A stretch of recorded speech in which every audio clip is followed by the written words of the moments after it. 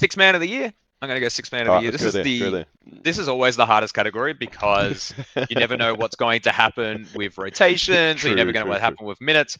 But I'm just going for, I guess, a tried and true here. It's not Jordan Clarkson, don't worry. It's going to be Malik Monk. He played the role, and he's been re-signed to play the role. And with the acquisition of DeMar DeRozan, you know he's going to play that role. And the only reason why he's in consideration here, if Sacramento can creep back into the top six, that's enough of a conversation for him. Obviously, some New York Nick would have been in consideration because they've got a pretty loaded roster now that someone is going to have to come off the bench, and that someone might be DiVincenzo or even Josh Hart, depending on what lineup they're choosing to roll, and they could have an impactful thing. You could go to OKC and say, well, there's Alex Caruso coming off the bench, and he's going to back up someone.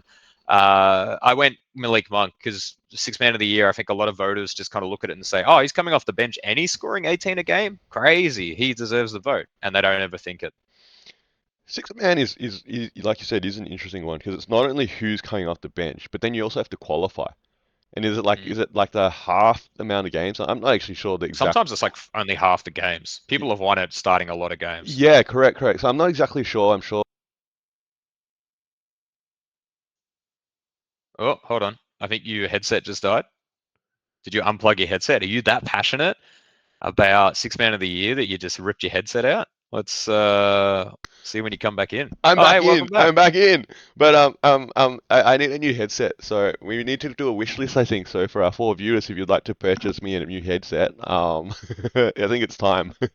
But yeah. Sorry. I was saying, where did I cut off? I was saying, yeah, it's hard to pick this because they could obviously, their roles can change, and obviously, like you said, you never know sort of whether they're going to start or not. So Malik Monk, I don't mind that pick. You're going pretty safe there, I think. He's sort of played that role for a few seasons now.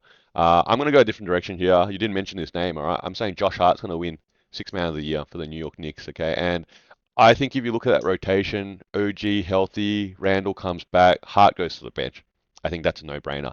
And maybe what works in his benefit, yeah, and obviously Josh Hart can play, will play. I can't see him falling out of rotation at this point. Is that Tom Thibodeau plays heavy minutes.